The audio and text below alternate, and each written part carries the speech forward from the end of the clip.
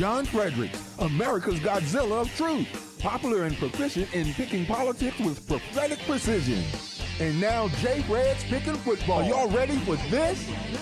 All across the airwaves and streams of the John Fredericks Media Network. When the game is on your mind and money's on the line, Godzilla Wins, your guide to picking football winners. With America's Godzilla of truth, John Fredericks, along with his partners in point picking, Jack and Nate.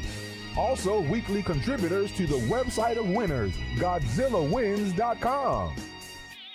Before you make that play, hear what J. Fred has to say. Godzilla Wins on the John Fredericks Media Network. Oh yeah, for entertainment purposes only.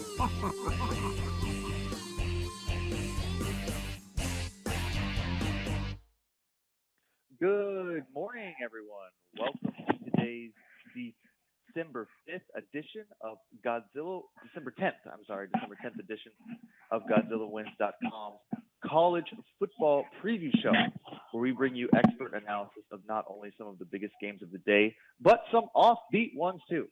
I'm your host, Jack Fredericks, live in Tunica, Mississippi at the First Jackpot Casino. And joining me, as always, is Nate Perry, senior contributor to Godzilla Wins, and Nate's live in Reno, Nevada at the Cal Neva Casino.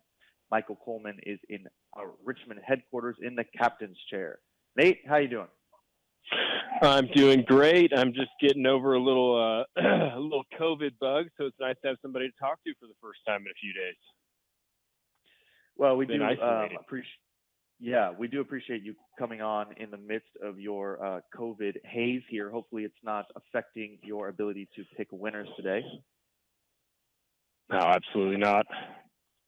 Yeah, it never is, I'm sure. Nate's never going to let a little COVID get in the way of his habit. I would imagine you're probably actually a little bit more active on the William Hill app these days. You know, I actually took a few days off, which is the first time I've done that in a while. World Cup kind of slowed down a little bit. It gave me a little bit of time to rest and recharge the batteries. So now I'm ready to go for a little college football. I'm feeling actually rejuvenated after this little break. Yeah, you know, I'm feeling rejuvenated as well. I definitely caught some winners on Thursday night football after getting absolutely destroyed in basketball once again on Wednesday. Wednesday's my trouble spot as always. I spend a lot of time trying to pick some NBA winners. The slate's always pretty good on Wednesday. I thought I had a lot of winners lined up, and I lost every game but one. And then on Thursday, I redeemed myself. So I'm feeling pretty good as well, ready to pick a couple winners here. This is a little bit of a weird show because there's only real one game, college football game of circumstance today. That's Navy-Army. We'll spend quite a bit of time focused on that. And then we have, we're going to talk about two bowl games Friday night, Miami of Ohio versus UAB and Troy versus UTSA. Those are both next Friday, but because we only do our show on Saturdays, we thought we'd get those in. And then we're also going to do something a little fun if we have time. We call it the NFL Stock Exchange. We'll tell you the 5 teams we're buying and selling as far as against the spread and the over-unders for the NFL before we lead into our 9 o'clock NFL show with the Godzilla of Truth, my father, John Fredericks. So without further ado, let's talk a little bit about Army-Navy here. Army is, let me get to my odds very quickly. I didn't have them. Yeah, okay. So the Army-Navy game, this is one of my favorite games of the year. It's a lot of fun for people who like to handicap games because it's a little bit weird. You've got the option for both. The spread is Army is a 2.5-point underdog. That line swung. The total is 32.5. We'll talk about why the total is so low in a minute. Money line is Army plus 115. Nate, what do you think about this game? What do you have? This is a fun game, right? And it's a game that is just like insanely trend heavy. Every year you look at this, you can almost just go ahead and just mark down the under every time. And this game is no different, really. The over-under is 32.5, right? It looks really low. It looks too low. And then every year, this game just goes under. And the sports books are trying to adjust for it. Every year, it feels like the total's a little bit lower for this game, and then it still goes under. The reality is that this game has not reached 33 points. It will not go over this total in the last 7 times they've played this game. So even though the total's low, it still might be a little bit too high for this particular game. And that's due to a lot of stuff, right? It's basically that the clock never stops running. Both of these teams want to run the ball. They will run the ball on 3rd down and long and 3rd down and medium. And they'll just keep running it, keep burning clock. There just aren't a lot of incompletions to slow things down. So this game just gets a really low total every year, and it ends up being a very low scoring game every year. That being said, I want to get a little bit outside the box, and I want to actually pick a side on this game. I don't want to just say, oh, pick the total, because it always goes under, because that's boring. So we will pick a side here. I like Navy here. I ended up just laying the money line, which is like minus 150, just because I don't want to fool with the point spread. I don't want to fool with the point spread for a couple of reasons. One, it just makes me really anxious doing like laying points in a game that's just 2 option teams, because it's really hard to say. Key numbers don't mean as much, I guess, is sort of where I'm going at, just because a lot of these teams will just go for 2. They won't kick field goals, or they'll just go for it on 4th and short if they're like anywhere even remotely in scoring range. So they just don't kick field goals. So the 3 doesn't mean as much. 2 can be a funky number because they are going for 2. So I just took the midshipman on the money line just to win. I don't hate it if you want to play the 2.5 as well. Mostly it just comes down to Navy has a way better run defense than Army. And Army, even though these teams look fairly similar on most power rankings that you'll look at, profile-wise, Army's just played a way worse schedule than Navy has. Army has beat 2 FCS teams, and then the FBS teams that they have beat are UL Monroe, UConn, and UMass, which is not exactly a murderer's row of FBS teams. So they haven't showed me that they can play anyone. And Navy's got some impressive wins. You know, Navy beat UCF, they beat Temple, they beat Tulsa, they beat East Carolina. Those are some teams we've had familiarity with.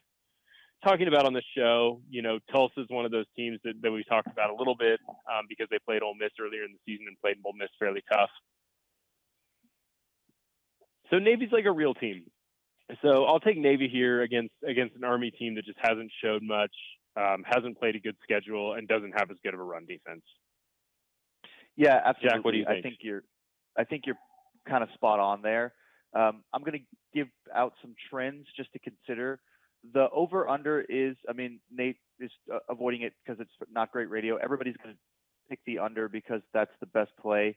But just some trends, just in case you're wondering. Since 2005, the under in games between service academies, that's all service academies, has gone 43-9-1. Between Army and Navy, the under is 16-0 in the last 16 meetings. The under has gone 9-0 in their last 9 games between the 2 academies at Lincoln Financial Field. So sometimes the game is played at MetLife Stadium. It's back in Philadelphia. The under's gone 9-0 since then. Navy has covered the spread in their last 15 of 21 games. Navy's covered the first half spread in their last 6 away games. Kind of interesting. Navy's 7-4 ATS this season. Army's 6-5 against the spread. I'm also leaning Navy money line. It's really hard. I think I'd love to pick Army plus the 2.5 because these games, although they're not always that close, they are. They tend to be. This game is just. It's hard to lay the points with 2 teams that run the triple option, but the clock is always running. They're always going for 2. They don't kick field goals. They hate each other. Army's mad about some bad blood last year. So you think, I don't know, Army plus 2.5. The problem here is Army's the run defense is ranked 116th in the nation. That number, I mean, for a strength of schedule that's really bad, that's really disconcerting against a Navy team that can run the ball. I know that the triple option is not a traditional run game, but even still, it's really hard to take those 2.5 points when you've got a team with a really bad run defense. Navy's run defense is 16th in the nation. So the money line is the smart play here. Maybe lay the 2.5 if you don't like the juice. I read somewhere there is a alternate spread play at -7 for Navy. That's a little too high for me, but that could be good as well. Okay, So that's our Navy versus Army. I encourage everybody to watch that game if you've never watched it before. It is one of the most fun games to watch. Let's go, Nate, to Miami of Ohio versus UAB. I'm all over UAB. I love the Dragons just as a team here. This is the Bahamas Bowl, Friday night, next Friday. Miami of Ohio is a 10-point underdog, so UAB minus 10. Over-under is 44.5. What do you think? All right. So I like, okay. So this is a funky game. UAB is dealing with a little bit of drama, as it were. It seems like, anyways. It seems like because all the players are pretty pissed about Trent Dilfer getting hired, right? Is what it seems like. Is that true to what you read too, Jack? Oh man, I'll tell you what. This is a absolute scandal. So the interim coach at UAB is very popular, and with the players, they're 6-6. They won their last couple games. They snuck into this bowl game, and instead of rehiring the interim guy, the AD wanted to shake things up, and he hired Trent Dilfer, who is a high school coach in Nashville, former Super Bowl champion quarterback. You've probably seen him on ESPN. Smart guy, a lot of personality, very interesting dude. And they hired him kind of out of the blue. Before the bowl game, which was weird, the players love this interim guy, so we'll see how many hop into the transfer portal. Very interesting.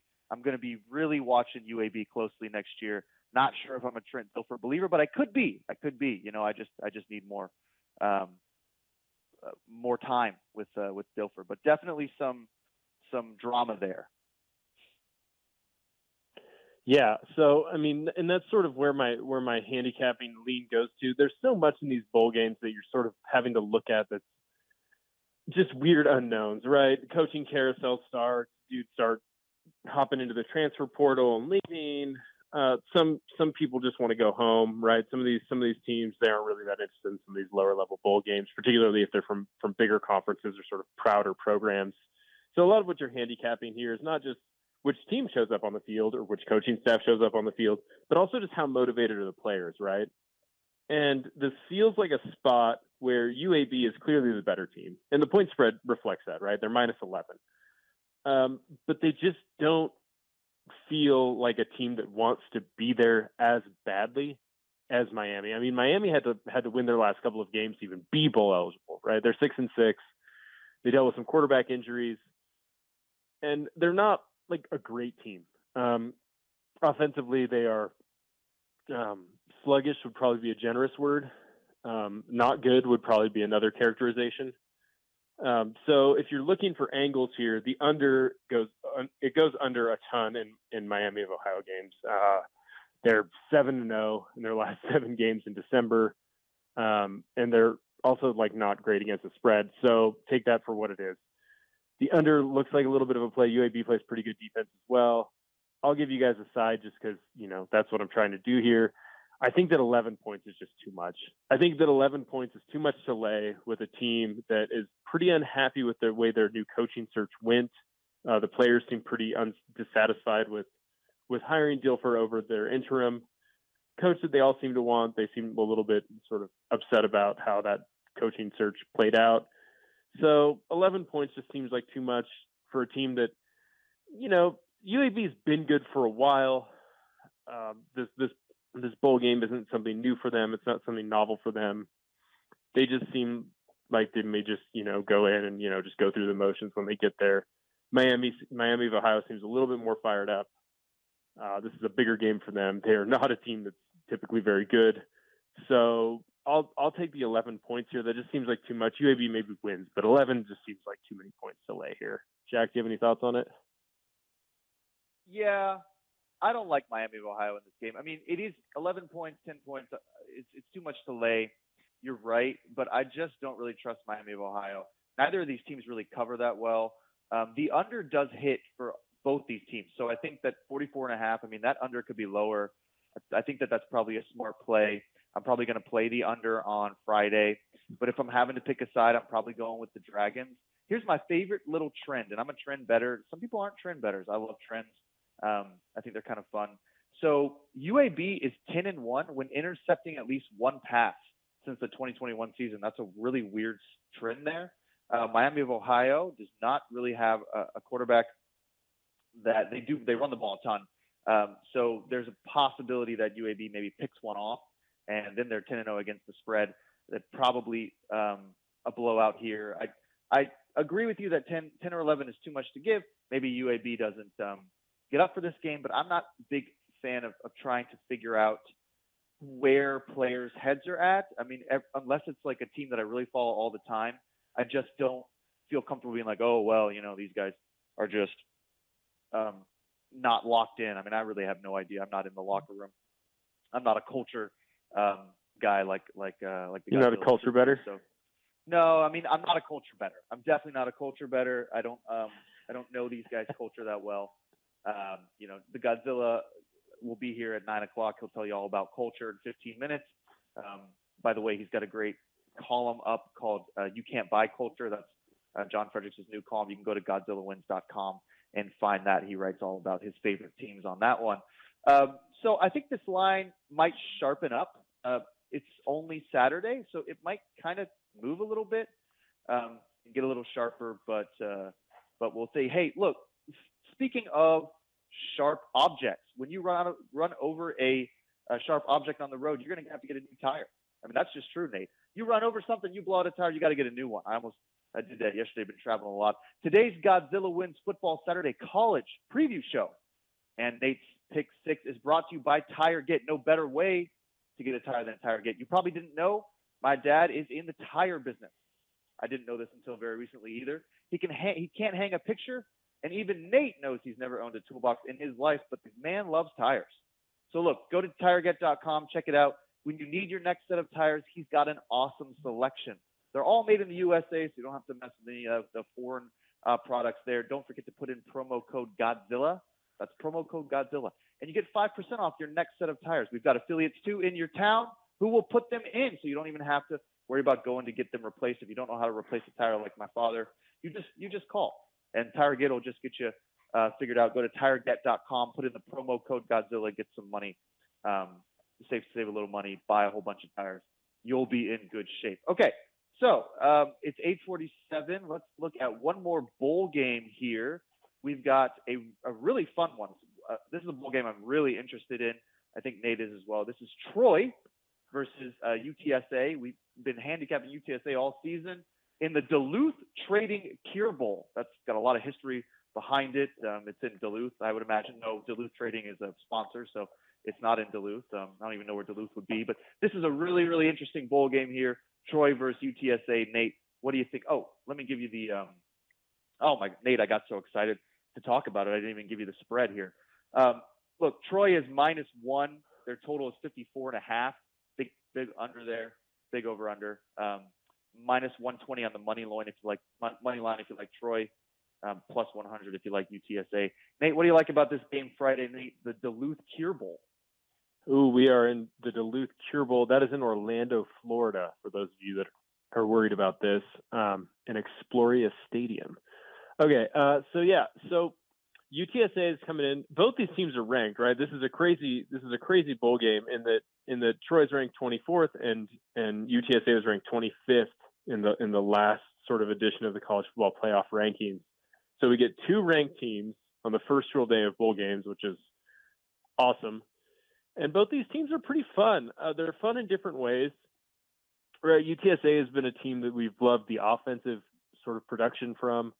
Frank Harris is coming back for his 7th season next year for all you UTSA Roadrunner fans. So get excited about that. He secured a new NIL deal, so he's going to be making a little bit of money at UTSA, signed some deals, and the money was too good for him to turn away. So he is coming back for his 7th season as quarterback at UTSA. If you're wondering how that's possible, it's because he redshirted his 2017 season, which is his first season. He missed all of 2018. He had an injury.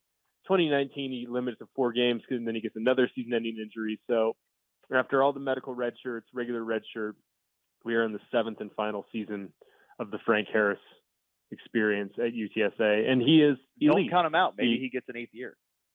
You never know. Maybe. You never know. But I mean, the guy's going to be here for 10 years. He's been unbelievable. So, and he's been unbelievably productive this year. I mean, he owns basically every record you can have at UTSA in terms of football. And I like them here. This just feels like a game that they win. I mean, Troy's good. Don't get me wrong. Troy's good. Troy's played some tough games. Troy's defense is for real, but UTSA just has so many weapons they can throw at it. Not only is Frank Harris a great passer, they also have 3 guys that have run for over 500 yards this season. So, I mean, you're looking at a triple-headed rushing attack. You're looking at a passing attack that can really get things done. I don't understand how they are only a 1-point underdog here. I would rate them as a favorite. I think they probably win this game outright. So that's sort of where my head's at with it. I'm not betting against the Roadrunners here. I think you're wrong on that. Troy's defense is just incredible, and they play pretty good offense as well. I'm all over Troy in this game. I don't really believe that the Roadrunners have not really made me a ton of money. I've been picking them a lot. You know, they get in these situations where they're like a 25-point underdog in the 1 or 2 games that they've lost, and they lose by 26. It's like super annoying. But the over has hit in the last 13 of their last 19 games. For Troy, for UTSA, I believe the over has hit. They're 6 and 7. So that's kind of an interesting stat. A lot of people take the over, but the UTSA overs are so high because they score so much that they don't actually hit them very often. 6 and 7 are the Roadrunners in the over. So you might take a look at the point total here. I think a lot of people would gravitate towards that. If you were gravitating towards it, I might take the under. It's pretty high right now, and Troy has a really good defense. I also like Troy -1. I don't think that that's a lot to lay. I actually think that we're disrespecting both of these teams. They should both be in a better bowl game. These are 2 ranked teams who are very good. Just because they play in conferences that are not Power 5 doesn't mean we couldn't have given them a better bowl game. I think it's fun that we have this so early on, but these are 2 teams that really have not gotten a lot of respect, even though they have both only lost 2 games this year.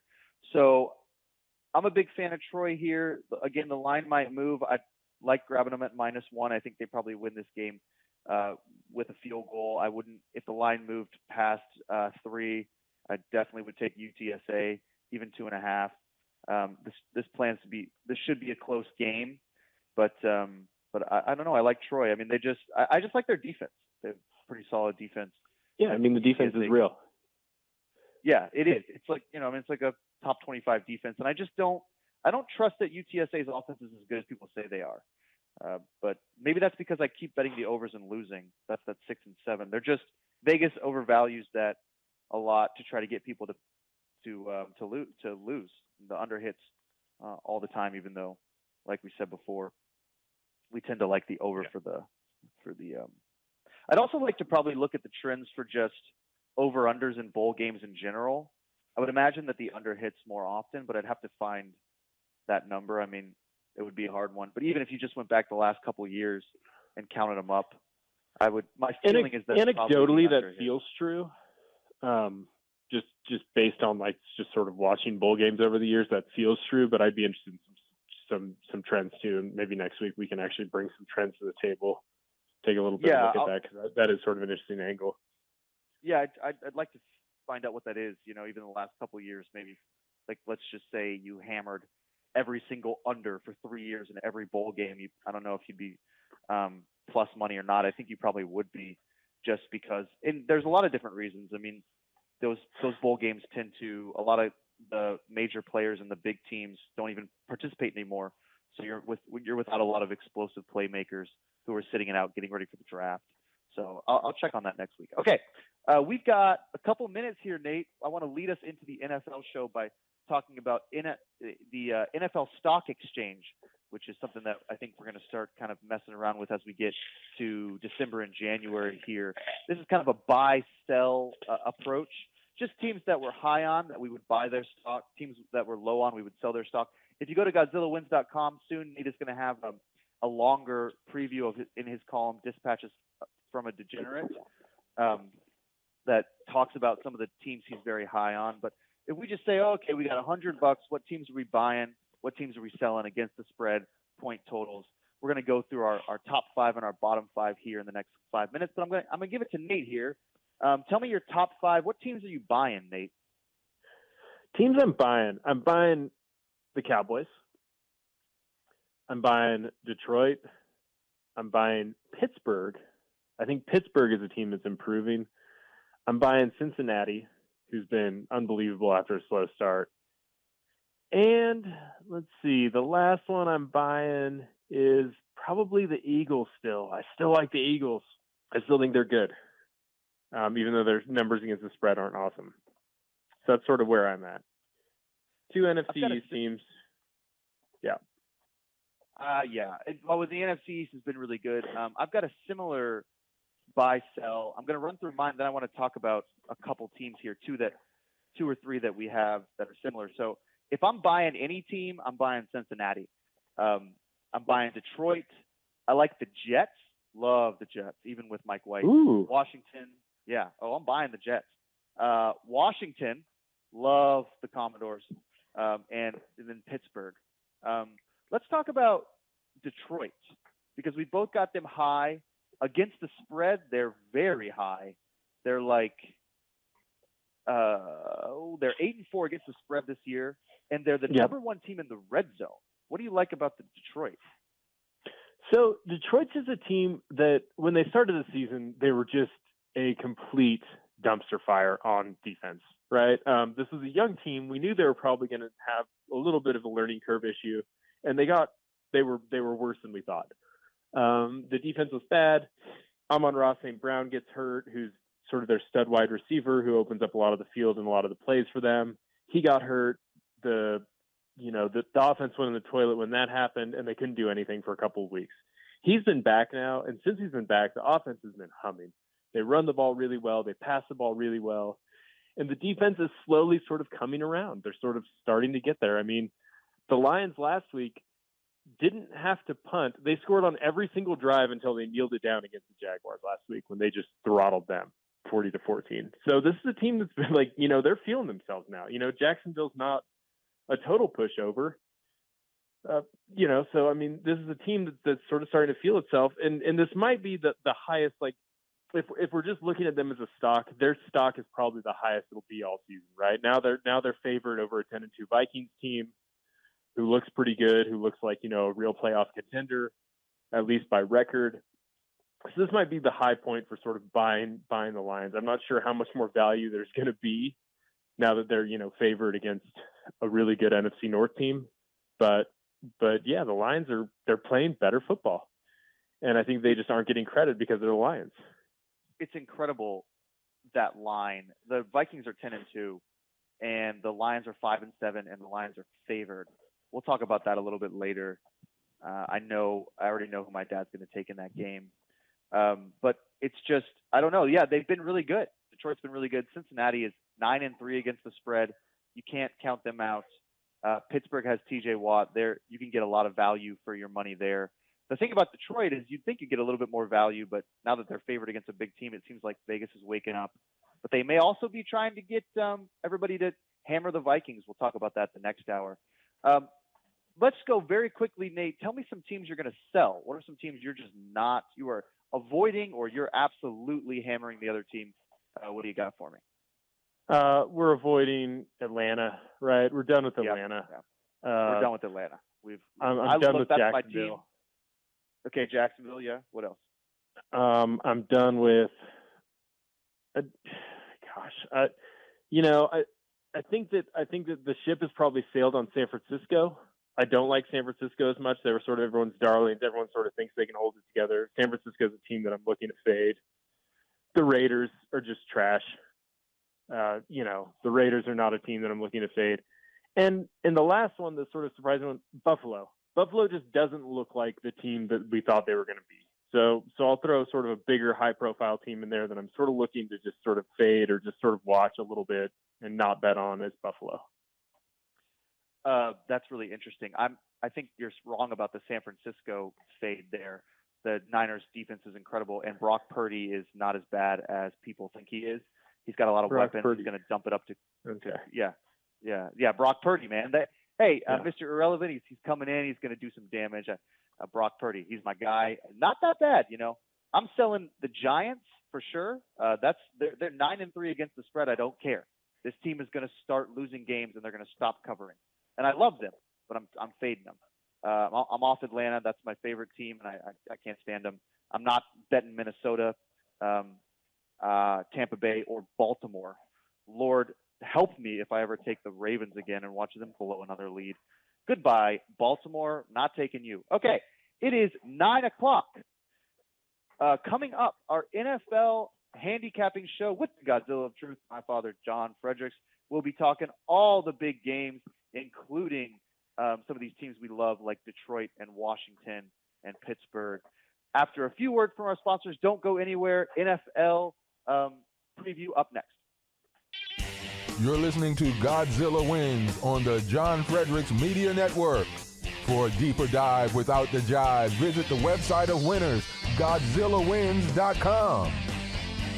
Let's get back to the show with the guys in the know, John, Jack, and Nate.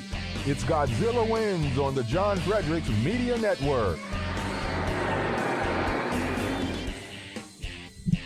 Welcome to Godzilla Wins. I'm John Fredericks, your host, also with my son, Jack Fredericks. He has been hot on fire. Had 3 winners on Thursday. I had a loser. He had 3 winners.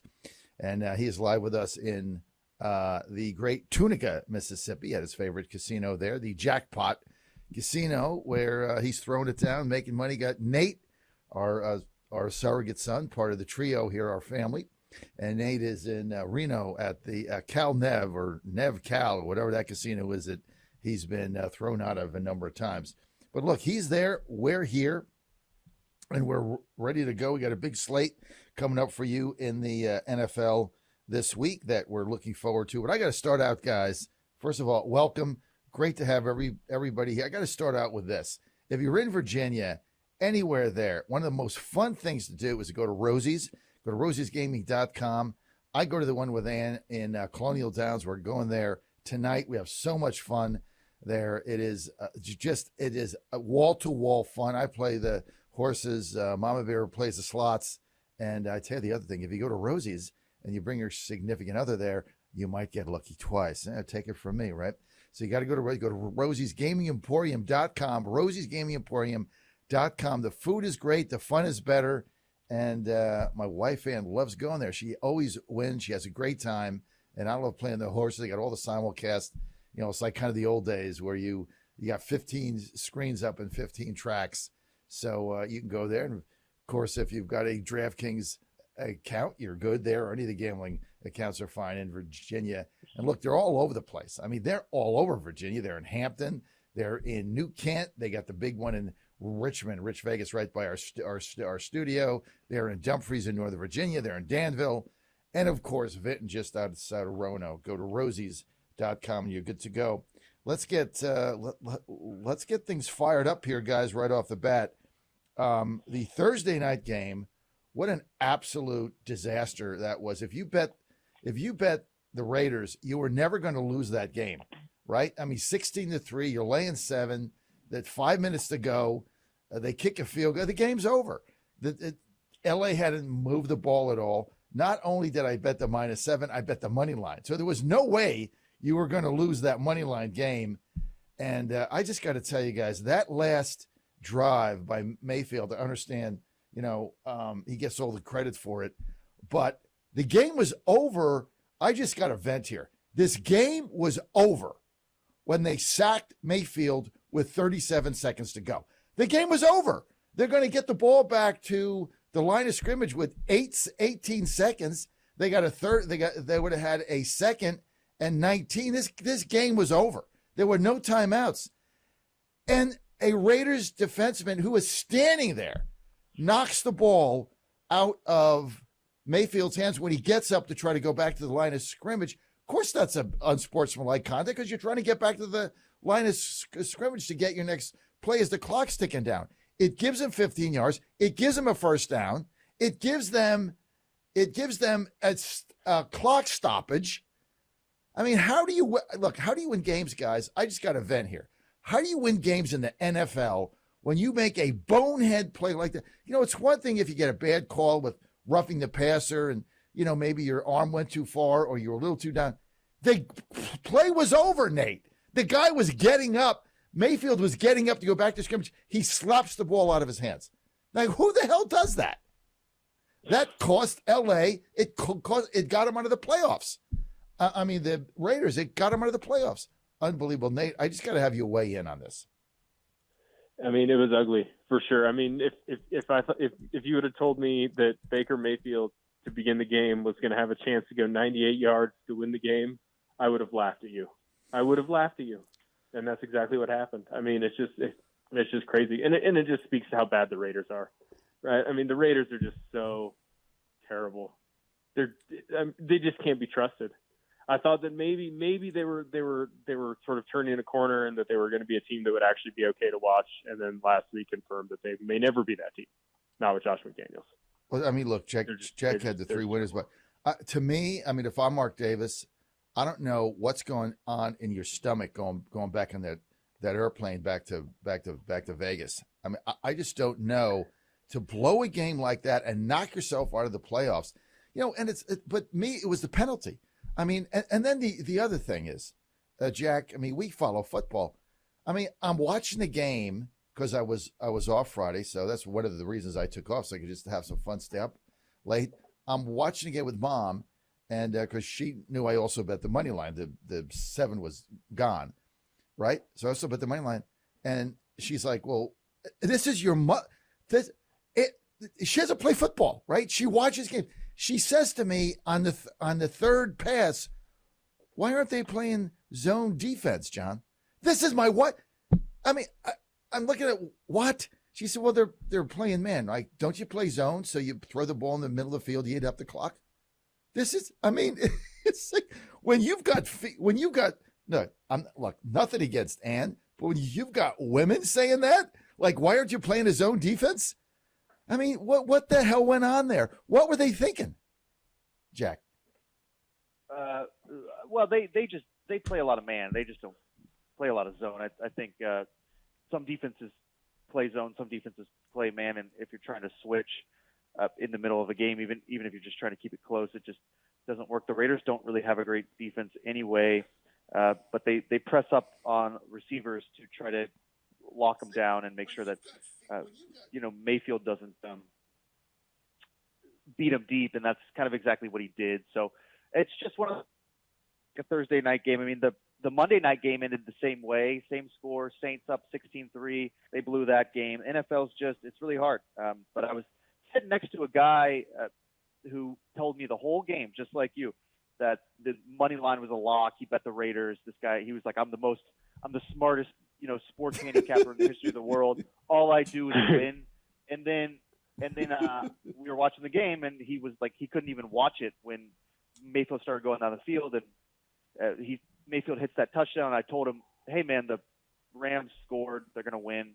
And he just put his hands in his head and he said, "I never win a game." So that's why, he's not on the radio and we are. But stop taking the Raiders money line. They blow games. I took the Rams plus 6.5. I took the under. I took the under in the first half. I cashed 3 tickets. I'm giving those picks away for free at GodzillaWins.com. I'm like 60% for the year. I'm locked into the NFL. Stop taking the Raiders, guys. It's just not a good life decision here.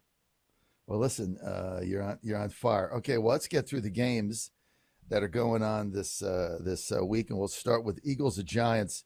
Eagles are -7 going into New York. I'm just going to start here. Look, I've been all over the Giants all season, but you have not been all over the Giants all season. Stop saying that. Yeah, I was over the Giants. I was all over the Giants. You've been all over the Giants like twice. You're not. Well, that's all over. You were twice is good for. You were fading them for weeks, telling us that this is the dumbest team and they stink, and then all of a sudden you bet them like twice, and now you're telling us you're all over the Giants. You're not. Stop lying to He was people all over him when the listen to culture was good and they were defying all probability and they were just winning games. Then John was all over him. Once they started losing, then he backed off. I like the Eagles -7. I think the Giants stink. I'm not all over them tomorrow. I think they're horrible. I mean, that game against Washington, you got to be kidding me. The Giants are smoke and mirrors. Everything is now coming, things settle in as you get moving on in this season. Somebody's got to beat this Eagles team. Maybe it's gonna be Dallas, but after that drubbing that they took against Tennessee, which was really horrible. It was almost as bad as the Buffalo Monday Night Massacre.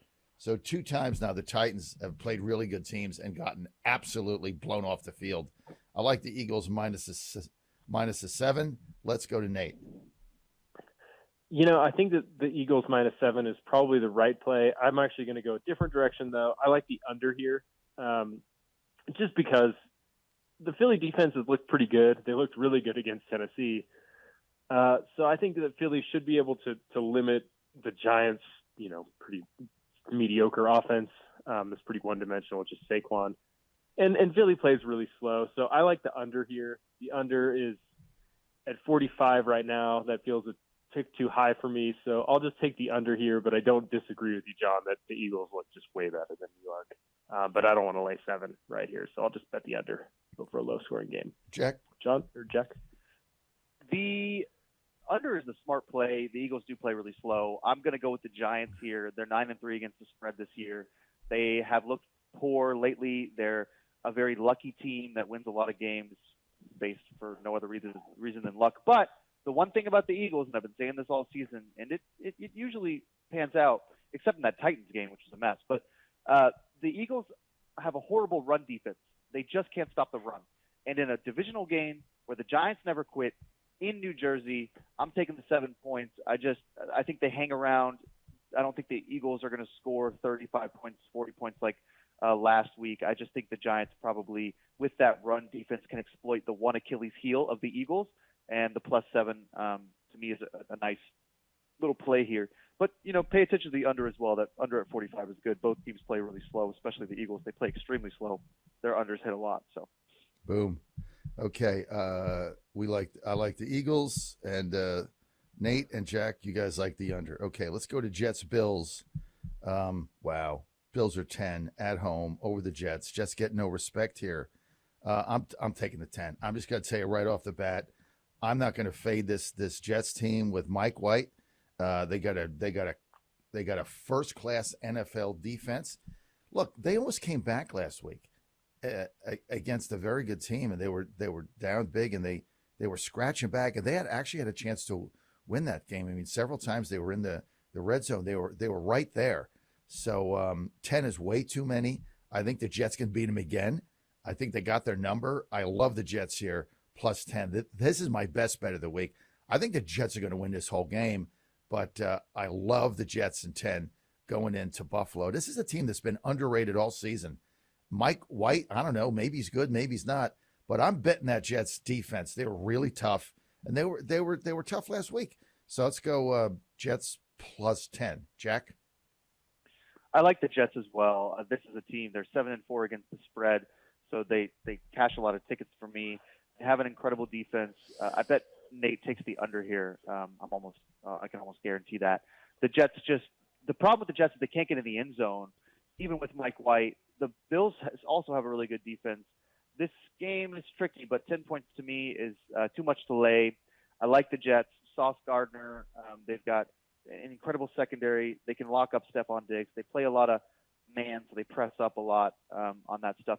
The Bills don't have really a second option at receiver. So if you can lock up Stephon Diggs, you can keep the game kind of close. And the one thing is, you got to think, are you getting the Josh Allen of last year or 2 years ago? Right now, we're getting the YOLO Josh Allen that throws the ball all over the place, gunslinger, and he throws a lot of interceptions. If Josh Allen can't take care of the football, the Bills aren't that good. If he takes care of the football, they're the best team in the NFL, hands down. But he's had interception issues in the past, and that's continued this season. I like the Jets +10. Nate, what do you think?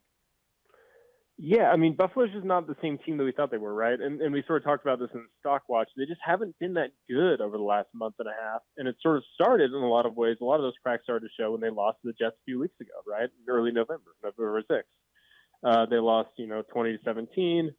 We all thought the Jets maybe were for real. And they beat the Bills in that game with probably their, third best quarterback with Zach Wilson, right? At this point, we figure Mike White's better. We figure Joe Flacco's better. We figure Zach Wilson's probably third best. So So now that they have Mike White at quarterback, I like him even more here. I actually like him plus the 10 too. I hate it when we all agree like this. A, it's bad radio. B, it's also bad for my pocketbook because we almost always lose these games. But I think the Jets can win this game outright. I think this is another low-scoring game. Jack's right. I do like the under as well if you're looking at that. But I just think this is a good spot for the Jets. They match up well against Josh Allen. The pass defense is for real. Sauce is tough. He's going to make life tough for Stephon Diggs. I just don't think that the Bills are as good as we're giving them credit for. They don't look like the sort of Super Bowl cinch that we thought they might be, at the beginning of the season. Hey, the Jets are for real. I mean, with that defense they've got, they play inspired football. And you look at that game last week, okay? I lost that bet. I think I got 3. They lost by 5. But it was not like the Raiders bet where you sit there and you say, oh my God, I can't believe. I mean, I was happy with that bet I made. They were in that game at the end. They could have won that game. So sometimes you lose and you say, well, it just happens. There's other times like the Raiders game, which is a clown show. But look, we all like the Jets. Let's move on. Look, second best bet. Minnesota goes to Detroit. You can't be serious, right? You can't be looking at me in this camera serious that you're going to bet Detroit and lay 2 points at home against a 10-2 team that continues to win, that finds ways to win, that runs the football, that plays defense, that doesn't turn it over, right? This, like I said at the beginning of the season, betting the Vikings is like going to a 1957 IBM corporate meeting, right? Everything is buttoned down. There's no mistakes. Everybody has a script, right? And they make money. That's all they do. Your stock goes up.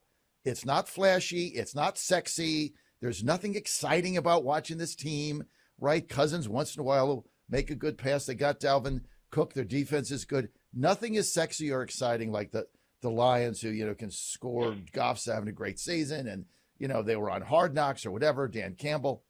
You think that I'm going to go to Detroit with the Vikings and lay 2 points? You're drunk.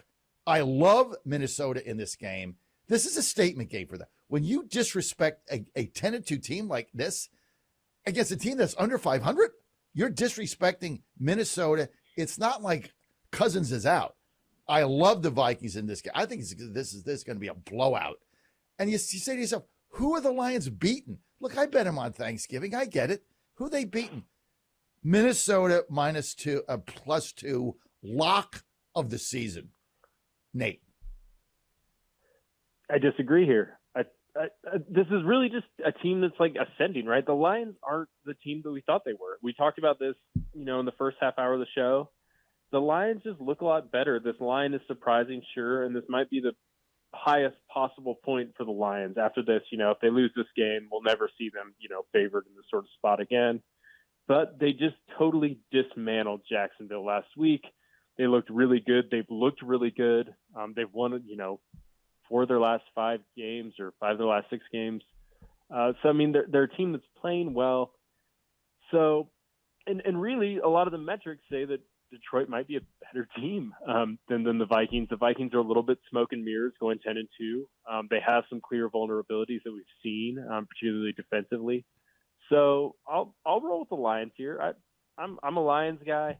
I'm not going to get off them now. So I'll take the Lions. I'll be the contrarian here. Jack, what do you think? Oh, Nate's on top of this one. I've been all over the Lions all year, really.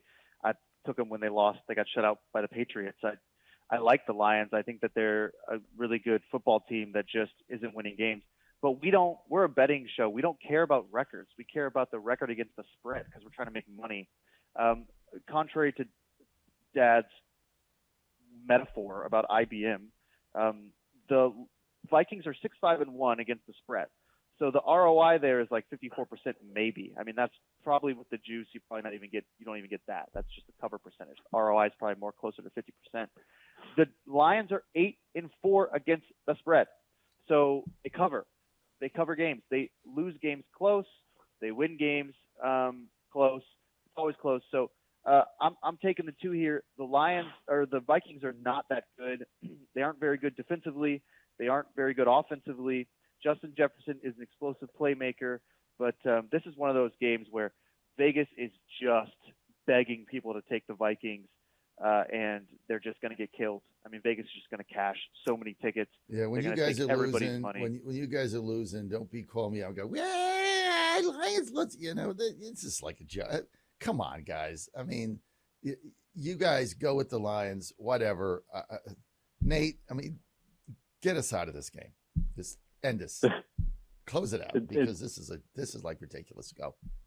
Lions win. You guys are ridiculous. That's it. I mean, who have they beaten? What, the Bears? Jacksonville? I mean, who have they beaten? The Titans beat the Packers, right? Titans beat the Packers. The Titans are good. Well, that's all right. You got me. They're like 8-4 against the spread. I mean, you got me on that. They beat the Giants. They only barely lost. Giants suck. I mean, this is a real team. Yeah, no, they're a real team, and they lose games by 3 or 4 points. They just don't have a defense. Their defense has kind of figured it out. The Lions are good, and also look at some props with Amon Ross St. Brown. The guy never drops anything. He's really annoying if you're playing against him in fantasy. This is gonna be a great game. The Lions are gonna win this thing. The Vikings suck. All right. We'll see, guys. I'm going to have such a monster week this week. I'm going to make so much money. I'm not going to know what to do with it. I've got the Christmas money coming. I'm feeling it all this week. Okay. Cleveland goes to Cincinnati. Deshaun Watson, his first game. A little rusty, don't you think? But they get the W, plus they cover. Everybody's all over the Bengals now, right? Everybody's all over the Bengals. Joey Burrow, he seems to be hot. Everybody's, you guys were saying earlier about how you're, betting them up or whatever that thing was that you were talking about. That was actually interesting. You guys, by the way, if you don't listen to Jack and Nate at the 8:30 show, you really should do that. I mean, I look forward to it. It's like one of the things I look forward to all week because I don't have to participate, but you guys are doing an excellent job. And I thought your analysis of those 2 ball games and the Army game, I mean, you maybe go bet Navy because I thought your analysis is spot on. So, even though Nate's out in the West Coast, we got to talk him into expanding this thing to 8. So it's an hour because you guys run out of time. I mean, it's really good. I got to get you the equipment to have it cleaner. All that's coming at our corporate board meeting. Did I mention that? Our corporate board meeting, GodzillaWins.com, which will be held this year on December 29th in Nashville. Of course, you're going to have it in Nashville. That's our corporate board meeting for GodzillaWins.com. Jack, Nate, and myself are part of the corporate governance of the company. And your brother Joe is coming to be the secretary because, you have to take minutes because you have a company. And so, by the way, we're also going to the Dallas Titans game, of which I'm hoping Nate fades his favorite team and bets the Titans like he does every single week. So anyway, more about that later. We'll be probably doing our show live there on Friday instead of Saturday, but I get all that figured out. I'm betting the Browns. I'm taking the 5.5. Everybody's betting the Bengals. They look tremendous. Burrow's unstoppable. Why is it only 5.5? Right? Watson's got another game under his belt.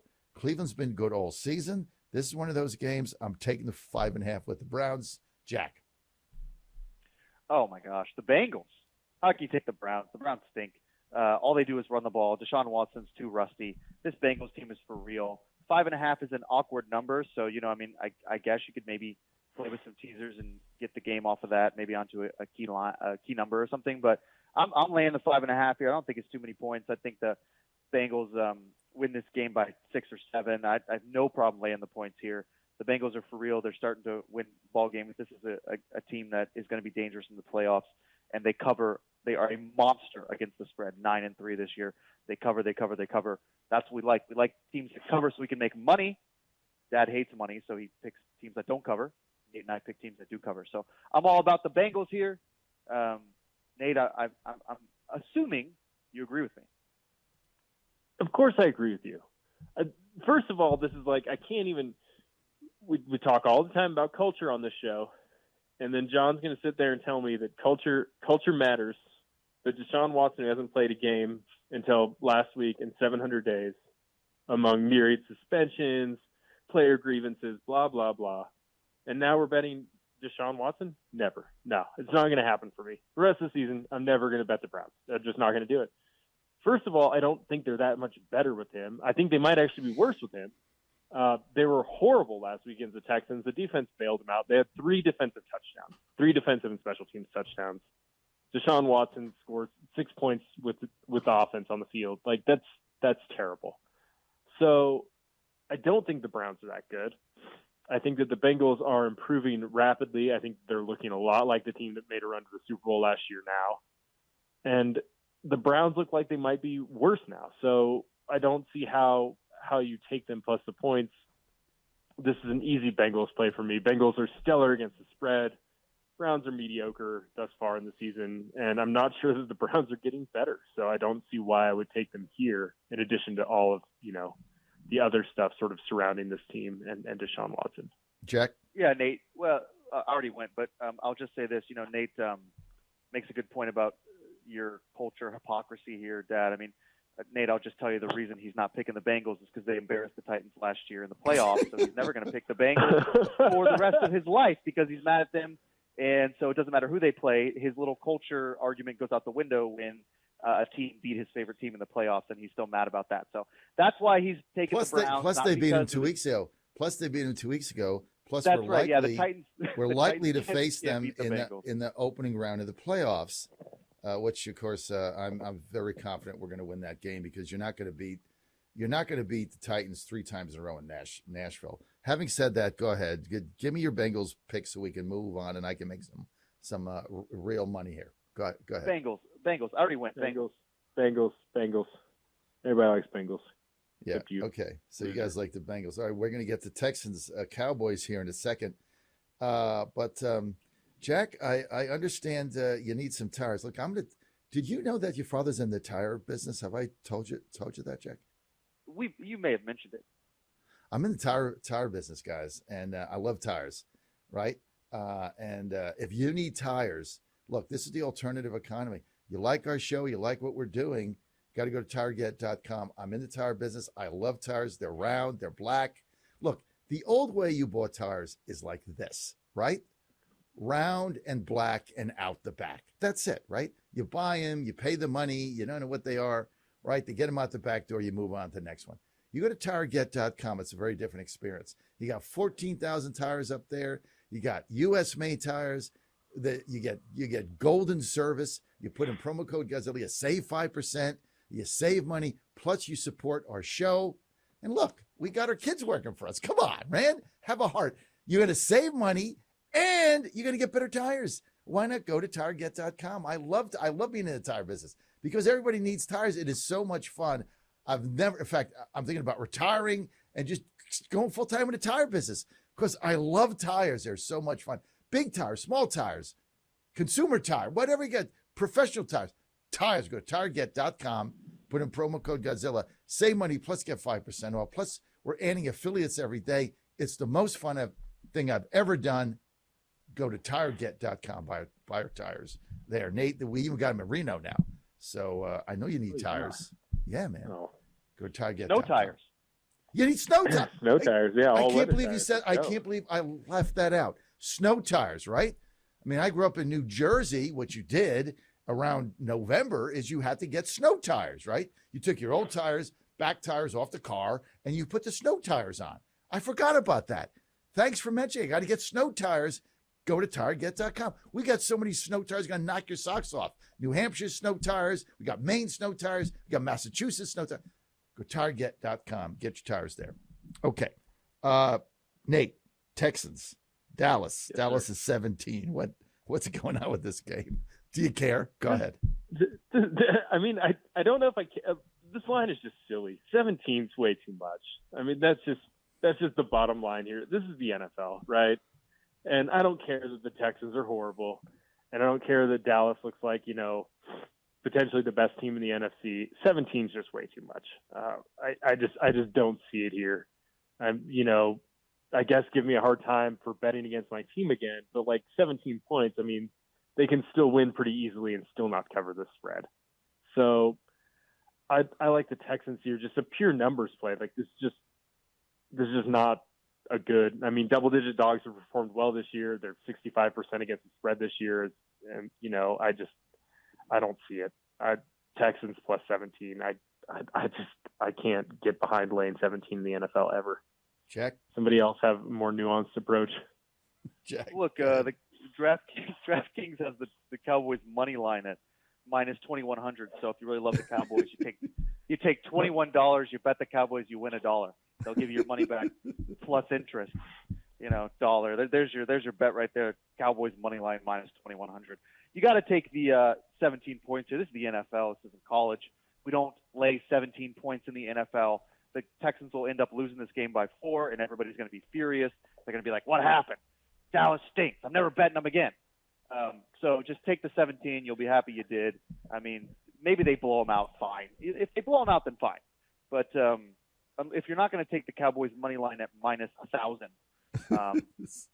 minus 2,000. Yeah, I mean, money line minus 2,100. I mean, Jackson. I mean, the Texans are 11-1. I'm thinking about just playing the Texans 11-1. Like, that's crazy. Like, this is the NFL. Right. 11-1 to win a game. Yeah, but it's a dollar.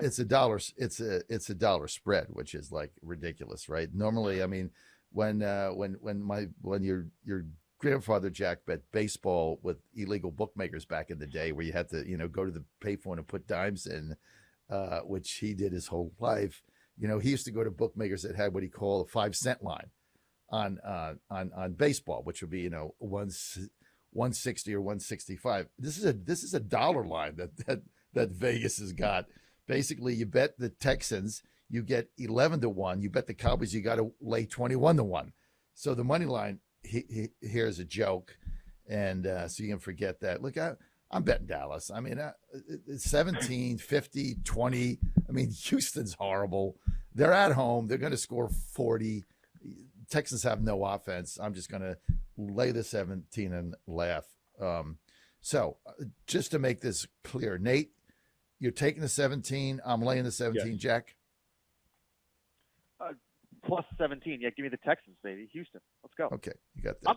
I'm Houston's money line. That's what I'm betting. Texans money line. I'm putting $20 on it right now. I'll be a millionaire. There we go. Texans money line. Okay. Let's see. I'm just responding to Michael here. All right, couple things. Jacksonville Titans. We're going to get to that. I got a text here though I got a couple texts I got to read. John Gordon texted in. He says, "Don't forget to promote my show today, High Noon with John Gordon. My guest is John Eastman, Bruson versus Adams at 12:07. So give Johnny High Noon Gordon a little plug there if you want to get off football. And I got to just read one other text here from Adrian. He says the Giants are going to win. The Jets are going to win. Bank on it. But you also said you're picking Detroit every week. So come on. I bet the Lions. What's up, Johnny boy? So I'm done with the Lions. Okay.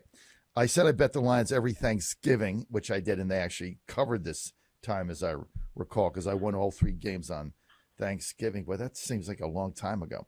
All right, let's get to Jacksonville at Tennessee. Tennessee opened at 4. Now they're down to 3.5. The money line is minus 190. I bet the money line at minus 200, so I got screwed there.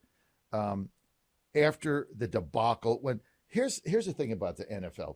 The Titans are not that bad, okay? They're not great, but they're not that bad. The drubbing they took in Philadelphia was embarrassing.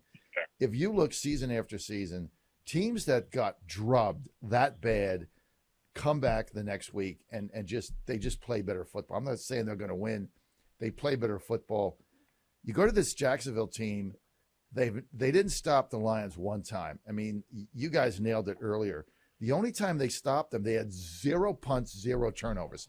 The only time they stopped them from scoring, and they had no 4th and out, was when they kneeled at the end. They scored every time they had the ball, and I think they're going to try to stack the line. What the Titans have got to do is they got to get back to that play action. This, to me, is a franchise must-win game.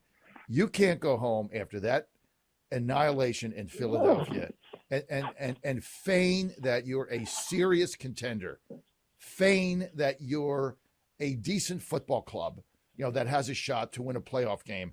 Go home after that game, and after they fire John Robinson, you can read my column on Godzilla Wins. I got that nailed as to why it happened. You can't go home now and get beat by Jacksonville, who just got crushed in Detroit. You have to win this game. That's why I love the Titans. Minus 3.5. I'm going with the Titans. Let's go to Jack. I like the Titans here too. I just don't really trust Jacksonville to keep this game close. They always get their butt kicked by Tennessee. It's just not a team that they do very well against. This is a big divisional game, and the spread, because it's one of those games where you love that the Titans got blown out, because if they had kept it close with Philly or beaten Philly, it'd be like -7. So you get some value here at -3.5. It's a good number. Maybe you could tease it, get it down to almost pick 'em, but I'm doing -3.5. I like the Titans here. I think they probably win this game by a touchdown. I can't trust Jacksonville to keep a divisional game close. They're just heading in the direction of bad teams. But maybe Nate likes Jacksonville. I don't like Jacksonville here. I'm firmly off Jacksonville. I was off them when the Ravens, lost to them. I was off them last week when they got destroyed by the Lions, and I'm off them again here. They're not a good team. Their defense has been bad, and I'm also a little bit worried about Trevor Lawrence. He looked like he got pretty hurt towards the end of the game last week when they were playing the Lions. His leg looked kind of messed up, maybe his ankle.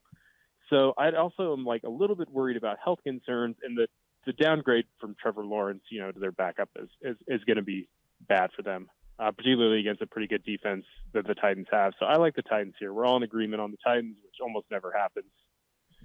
So God help us, I guess. Well, look, Jack, this is a must-win game. And you want to read my column. I started to do a column every week on the Titans starting last week.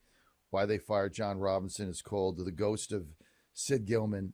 It's a great read, I think, is if you really want to understand what this franchise is about and what Amy has done and what the culture is there and why she fired Robinson. Just go to GodzillaWins.com. Do it now. Read that column. I think it's a good read, but this is one of those must-win games. It's kind of like they've had three must-win games this season. This is going to be the third. The first is when they were 0-2 and they went home to play the Raiders. They couldn't start 0-3. The season was going to be a disaster.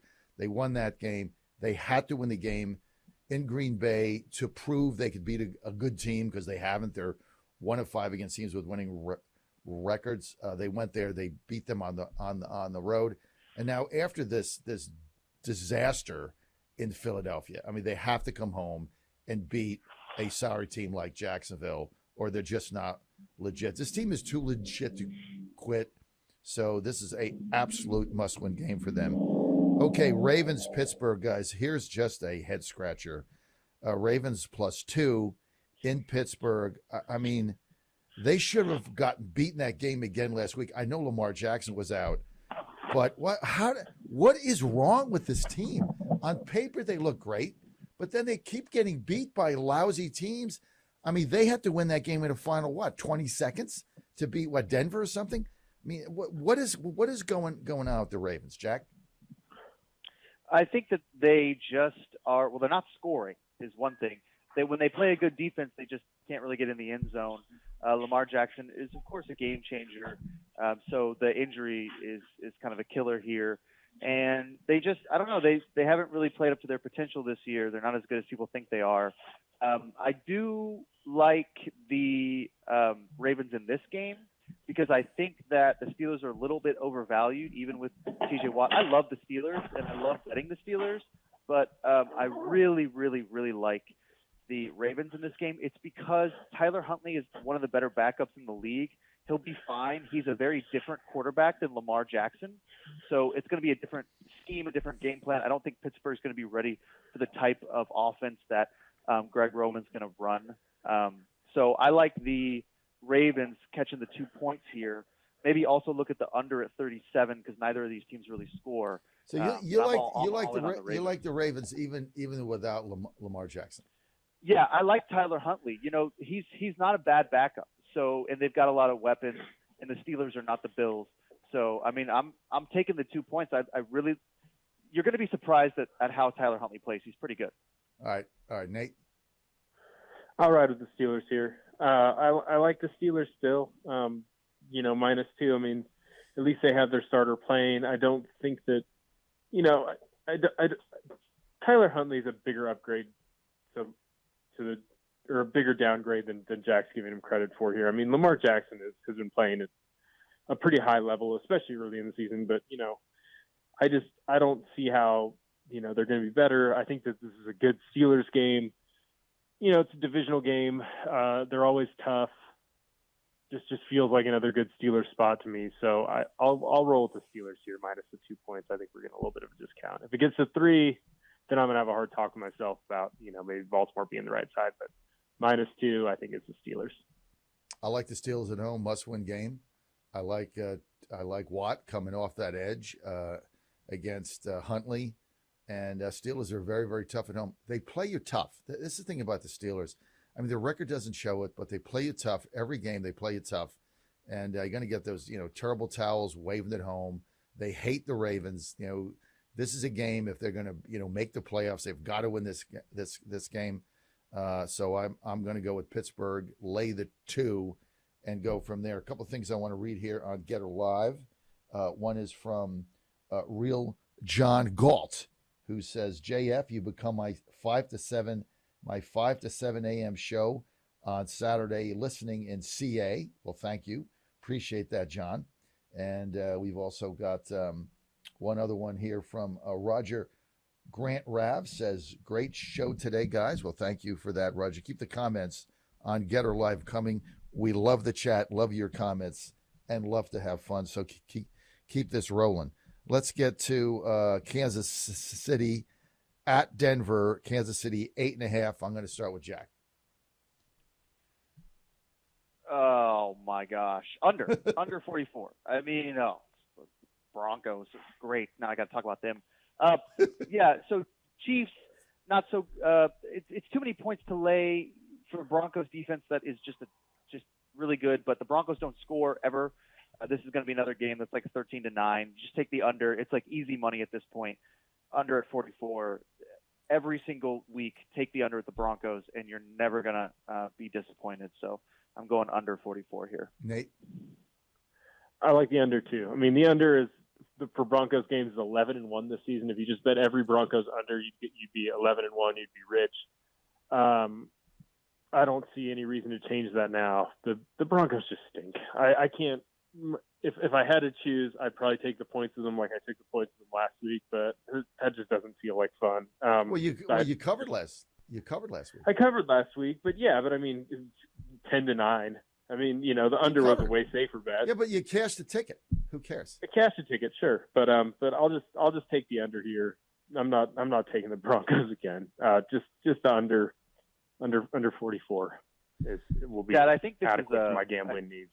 Well, listen, Jack. Yeah. Jack, in the famous words of your grandfather, Sam Fredericks, he said, "There's only 2 kinds of tickets: those you cash at the window and those you throw in the garbage. That's the only tickets there are." I'm going to cash a ticket on Sunday because I'm going to bet Denver. As bad as they are, I'm going to take 8.5 because Kansas City's not going to cover because Denver's got one of the best defenses in the history of man, right? And when they got the defense now screaming at the offense, so they're playing inspired football. You can't score on them, and they got what was it? What was the stat the other day that said if they averaged 18 points a game, they'd be 10-1 or something? I mean, they just don't score. This is going to be another. This game is going to be 17-10 or 17-9. They're going to win by 8, and I'm getting 8.5. So I'm going with Denver. This is too big for a team that you can't score against. So I'm going to go with Denver here. Okay. Well, look, Dad, I think if I may, a 3:30, 4 o'clock game like this, the best thing to do would go to healthycell.com, get some REM sleep, and just take a little bit of that, take the edge off. Dad, why don't you tell us about healthycell.com real quick? I love healthycell.com. We were talking the other day. I get very little sleep at night, so I average about 6 hours.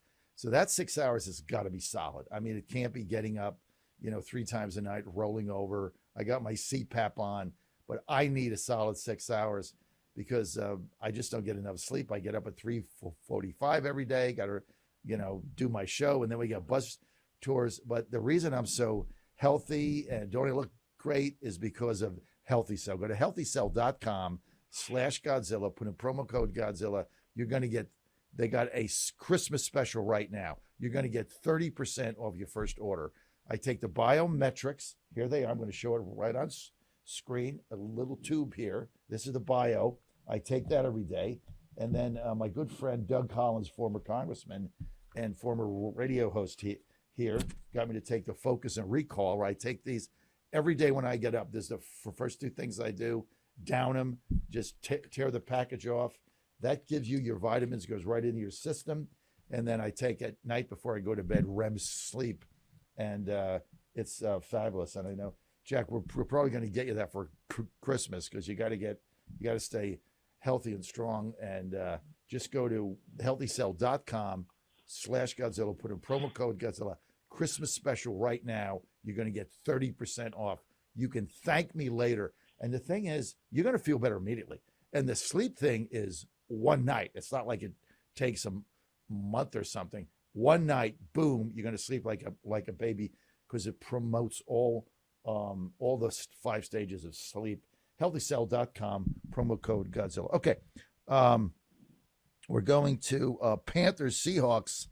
Seahawks minus only 3.5. This is unbelievable. This is another line. Like I thought it was a typo. You guys have been all over the Seahawks, so take it away, Jack.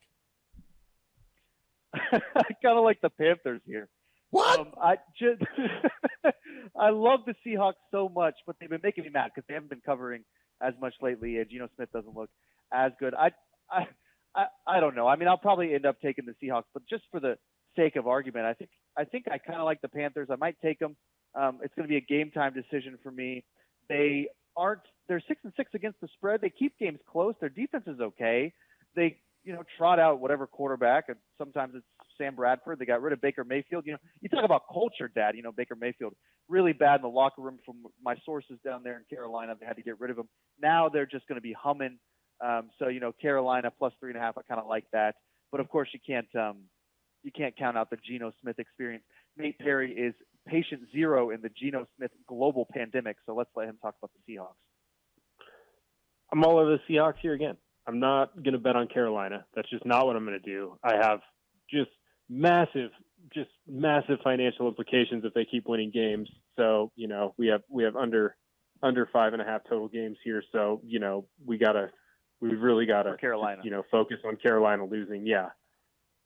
Seattle's already done enough for me most of the way. If they can make the playoffs, that's even better financially for me, but neither here nor there. But yeah, I like the Seahawks here. The line is a little bit pushed down just because the Seahawks have some injuries. DK Metcalf is hurt. It looks like Kenneth Walker, who's been unbelievable at running back, is also sort of going to be a game time decision. So I think we're getting a little bit of a discount here. End of the day, this is a good Seattle team playing at home against the Panthers, who are not very good, going on the road all the way to Seattle.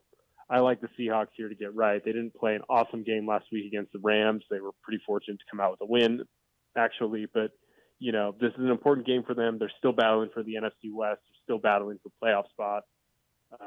I like the Seahawks here to get the job done. I'm going to lay the 3.5. I know they haven't covered in a couple of weeks, guys, and it's been frustrating. You guys have been all over the Seahawks, but you've been right from the beginning of the season. They're at home. They're tough.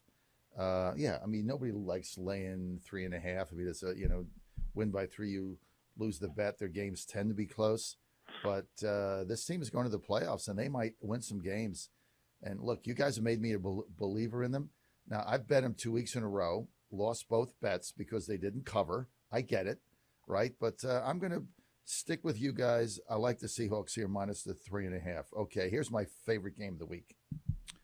Tampa Bay at San Francisco. San Francisco 3.5 at home. I really felt bad when Jimmy Jesus was carted off the field. He was having a great season. Yeah, I've been a fan of his a long time. He's not flashy. He doesn't throw the ball down the field. He'll throw some picks now and again that piss you off. I get it. But he manages a game better than anybody. Almost as good as Kirk Cousins does. Now, he's out for the season, and they've got Mr. Irrelevant in there. Purdy, I never heard of the guy. And it was, I think it was Senator Brandon Beach on my show said this the other day. He said the most irrelevant player in the world is the guy that gets picked last in the NFL draft. You never heard of him before. You'll never hear of him after. It's pretty cold but true. So Tampa goes in there. They had the big comeback win. They never should have won that game, but they did. They had the big comeback win. But I'm just betting the 49ers defense here. This thing, I mean, the way they snuffed last week is incredible. I mean, they're just all over. They mash to the football. Their defense is very, very good, and I think they get all over Brady. I think he gets sacked a bunch of times. I know they got a third string quarterback, but it is what it is. They got to go with him the remainder of the season. You got to deal with it. So I like San Francisco here over Tampa minus the 3.5. Nate? I like Tampa here, but it's not sexy. I mean, this is mostly just 3.5 just feels like too much. This feels like a game that Tom Brady, again, makes closer than it should. When they beat the Saints last week, it felt a lot like the Saints just totally fell apart. But a lot of that's just Tom Brady just does what he does, which is just find it at the end of a game. I don't trust the Niners here. Yeah, Brock Purdy looks great. Yeah, they have a lot of weapons outside of him. They want to run the ball. They want to get it to McCaffrey, Deebo Samuel, blah, blah, blah. This just feels ridiculous. Buccaneers plus 3.5, I guess. The Niners aren't going to cover that all with just their defense. They're going to have to score. They haven't proven to me that they can do that quite yet. All right, so you're betting the Bucks plus 3.5, Jack? Yep. The under is the smart play here at 37. The Bucks unders hit a lot because they don't score any points. They have a good defense. The Niners have a third string quarterback and can't really score, but they have an incredible defense. So I like the under at 37. I also like the Niners minus 3.5. Just like Tyler Huntley. The problem with Brock Purdy is that not that he's good, but he's just not that much worse than Jimmy Garoppolo, who just isn't good. And all point. Garoppolo you does might be right. Throw. That's a good point. Yeah, all he does is throw the ball to Christian McCaffrey or whatever. So it's going to be fine. It's going to be fine. The Kyle Shanahan offense is built to protect quarterbacks so they don't make mistakes and they just dump the ball off to playmakers who record incredible yards after the catch. So minus 3.5, the Niners, that's a good play. Under 37 is also a good play because these two good defenses.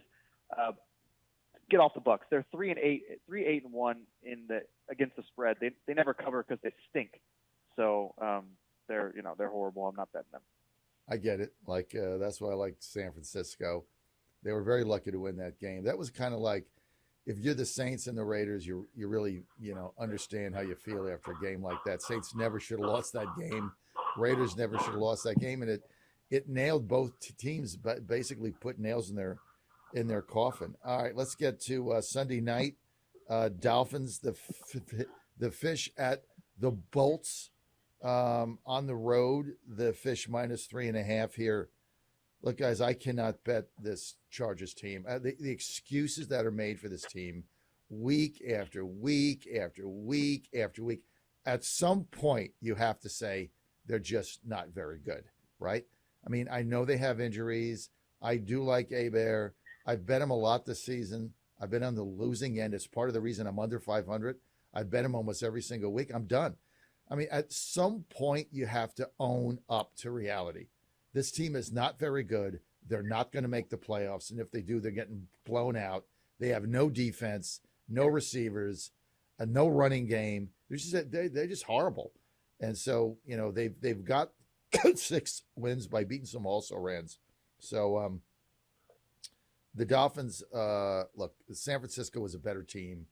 They beat, and that Dolphins coach, I can't stand the little guy that, they kicked sand in his face when he was a kid, never picked up a weight, never played the game, right? He got cut from Pop Warner football, and now he's running around as their coach. I mean, you got to give guys, come on, stop. Okay, stop.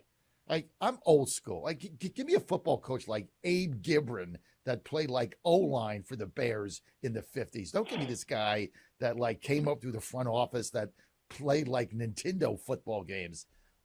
Having said that, Chargers stink. So I'm going with the Dolphins, laying 3.5. Jack? go to Nate real quick. I'm looking something up. Nate, go ahead. I want to do a different play. Yeah, I like the Dolphins here too, just because the Chargers just aren't that good, right? We sort of were drinking the Kool-Aid a little bit earlier in the season, but the injuries have just been so bad, and the injuries have been particularly bad on defense. They just can't generate any pass rush. They're giving up a lot of big passing plays because the quarterbacks have so much time, and that just feels really, really dangerous against Tua. Tua looked a little banged up at the end of the game last game against the Niners. Looked like his ankle was kind of messed up, but he's off the injury report now, so he's definitely going to play. And I'm willing to just chalk up last week's bad game from Tua to just the Niners defense is good. That's just what it is. The Chargers do not have that kind of defense. I don't expect Tua to have 2 bad games in a row. I think they probably just roll the Chargers here. All right, we got a minute and a half. Jack, I got to get through this, and then Monday night. Go ahead. Yeah, that's fine. I can't find it, but I'd be interested to look at the Dolphins team total. If it's anywhere around 25, I'd probably just take the Dolphins team total because they're probably going to score 30 points. I don't know if the Chargers can also score 30 points, but take a look at that. Okay, let's get to Monday night. I'm going to make this fast. Pats at Cardinals. Pats -2. I bet New England here. This is a culture game for me. You got one culture with a coach who's tough, that knows what he's doing, against a team that practices their ass off during the week. They're very well prepared against an Arizona team that's undisciplined, with a guy that's, playing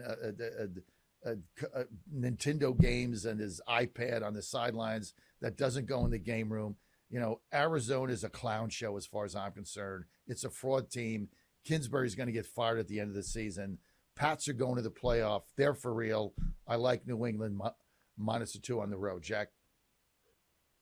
Yeah, New England. I mean, I don't think you can. I don't think you can take the Cardinals here. New England. All right, Nate. New England. The defense is just so much better. Defense is 3rd in the NFL. Cardinals offense is 29th. Just give me New England all day, every day. All right, we all got the Pats. That's going to do it here for Godzilla Wins Now. Check us out. We got fresh content going up every day. You want to bookmark this, go to GodzillaWins.com, GodzillaWins.com. We're trying to build this company. We think we're onto something. We've got great columns. If you're a football fan, a soccer fan, you want to read about the World Cup, the NBA, your favorite teams. There's so much content there every day that go well beyond our selections. You want to go to GodzillaWins.com, bookmark it, go there every day. And if all you have to do is sign up for our columns, and then just put your email in. It's free. We never charge anything. Our advertisers back us. That's how we roll. You're not going to pay 50 cents for picks or 800 numbers or all that garbage. Just go to GodzillaWins.com. Columns are there every day. You can contribute. Sign up for their email, and they'll come right to your inbox. You don't have to do anything with it. Go to GodzillaWins.com. I want to thank Jack and Nate for being with us today, and thank all of our fans and listeners. Go to GodzillaWins.com.